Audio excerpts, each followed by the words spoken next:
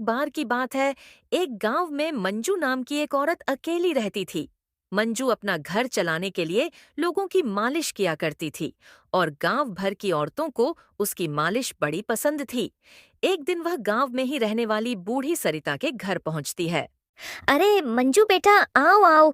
मैं तुम्हारा ही इंतजार कर रही थी। आज भी मेरी कमर में बड़ा दर्द है। जरा आकर मालिश तो कर देना। हाँ हाँ माँ जी, जरूर आप लेट जाइए। मैं झटपट गर्म तेल लगाकर आपकी मालिश कर देती हूँ। फिर आपका सारा दर्द उड़न-छू हो जाएगा। मंजू दिल की बहुत अच्छी थी और वह सभी बूढ़ी औरतों की मालिश बड़े मन से करती थी, जैसे वह सब उसकी अपनी माँ जैसी ही हो। जैसे जैसे मंजू सरिता की मालिश करती है, उनका सारा कमर दर्द गायब होने लगता है। अरे मंजू, तेरे हाथों में तो जादू है, जादू। अरे मैं तो तुझे बड़ी दुआएं देती हूँ। तेरी वजह से मेरा सारा दर्द गायब सा हो जाता है। शुक्रिया माँ जी। अब मैं चलती हूँ, मुझे और घरों में भी मालिश करने के लिए जाना है। हाँ हाँ मंजू, मगर रुक तो सही। मैं अभी रोहन को बुलाकर तुझे मालिश के पैसे दिलवा देती हूँ। अरे नहीं नहीं माँ जी, इतनी जल्दी क्या है, अगली बार आऊंगी तब दे देना। अरे नहीं, रुक जा बस। अभी रोहन को बुलाती हूँ। इतना कहकर सरिता रोहन को आवाज लगाती है।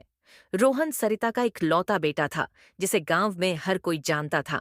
वो एक बड़ा सेठ था, लेकिन सरिता स्वभाव की जितनी अच्छी थी, उसका बेटा उतना ही बिगड़ा हुआ और नशेड़ी किस्म का इंसान था। अपनी माँ की आवाज सुनकर कहता है, क्या हुआ माँ, क्यों बुला रही हो? अरे रोहन बेटा, ये मंजू जा रही है। इसे बाहर तक छोड़ आओ। और हाँ, इसके पैसे भी दे दो। ओ अच्छा, ठीक है माँ। आओ मंजू, मैं तुम्हें तुम्हारे पैसे दे देता हूँ। हाँ भैया चलिए।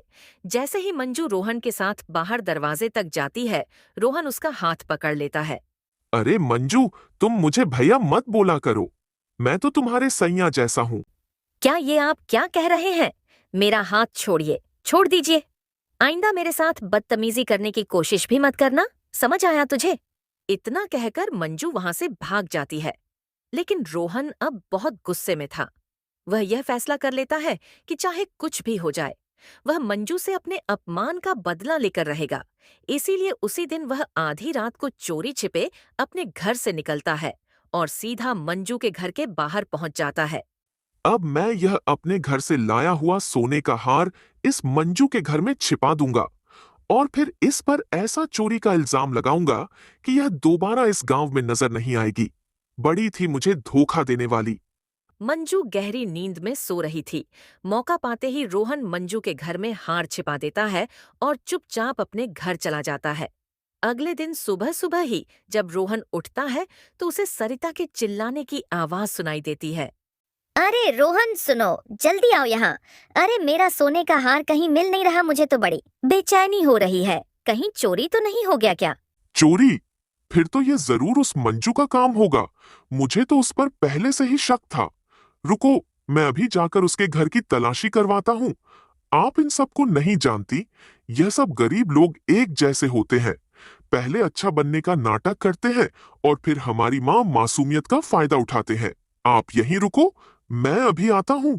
रोहन गुस्सा होने का नाटक करते हुए कई गांव वालों को इकट्ठा कर लेता है और मंजू के घर के बाहर पहुंच जाता है। इतने लोगों को वहां देखकर मंजू भी घबरा जाती है। अरे क्या हुआ? आप सब एक साथ यहाँ, कोई बात है क्या? अपने ऊपर चोरी का इल्जाम सुनकर मंजू चौंक जाती है। क्या? ये आप क्या कह रहे हैं? मैंने कोई चोरी नहीं की। रोहन मंजू को धक्का दे देता है और सभी गांव वालों के साथ उसके घर में घुस जाता है। रुक जाओ, तुम सब ऐसे कैसे मेरे घर में घुस रहे हो? मैंने कोई चोरी की ही नहीं। मुझ पर झूठा इल्जाम लगाया गया है। इतनी देर में रोहन गांव वालों के साथ घर की तलाशी लेकर बाहर आ जाता है और उसके हाथ में सोने का हार था। यह सब गरीब ऐसे ही होते हैं, चोर। मेरी भी कुछ दिन पहले पायल गुम गई थी। जरूर इसने चुरा कर बेच दी होगी। ये सब बातें सुनकर मंजू की तो हालत ही खराब हो जाती है। उसे समझ में नहीं आ रहा था कि वह क्या करे और कैसे सबको समझाए। सारे गांव वाले कुछ ही पल में उसके खिलाफ हो गए थे। नहीं नहीं, ऐसा मत करो, मुझे छोड़ दो। जब कोई भी मंजू की बात नहीं सुनता और सब उसे जबरदस्ती गांव से बाहर निकालने लगते हैं, तब मंजू को कोई भी रास्ता नहीं दिखता और वह सामने मौजूद एक कुएं में कूदकर अपनी जान दे देती है। ये देखकर सभी गांव वाले बहुत डर जाते हैं, लेकिन अब वह कर भी क्या सकते थे। सब वहां से चुपचाप अपने घर चले जाते हैं, लेकिन मंजू मरने के बाद एक चुड़ैल में बदल जाती है और उसके अंदर बहुत गुस्सा भरा था। मैंने इन गांव वालों के लिए क्या कुछ नहीं किया। हमेशा ईमानदारी से उन बूढ़ी औरतों की मालिश की। बदले में मुझे क्या मिला? चोरी का इल्जाम, मौत। अब मैं किसी को नहीं छोड़ूंगी। इतना कहकर चुड़ैल सबसे पहले रोहन के घर की तरफ चल देती है। वह देखती है कि रोहन मजे से अपने कमरे में लेटकर फोन पर बातें कर रहा था। अरे हाँ हाँ रंजीत, उस मालिश करने वाली को मैंने ही फंसाया था। उसने मुझे धक्का जो दिया था। अरे, उस कर्री औरत की इतनी हिम्मत भी कैसे हुई? अच्छा हुआ उसने खुद ही जान दे दी। रोहन, तुमने जो किया है उसका अंजाम तो तुम्हें भुगतना ही पड़ेगा, लेकिन एक रास्ता है कि आत्मा को शांति तभी मिलेगी जब तुम उसके परिवार के सामने अपने गुनाह कबूल करोगी और उनकी मदद करोगी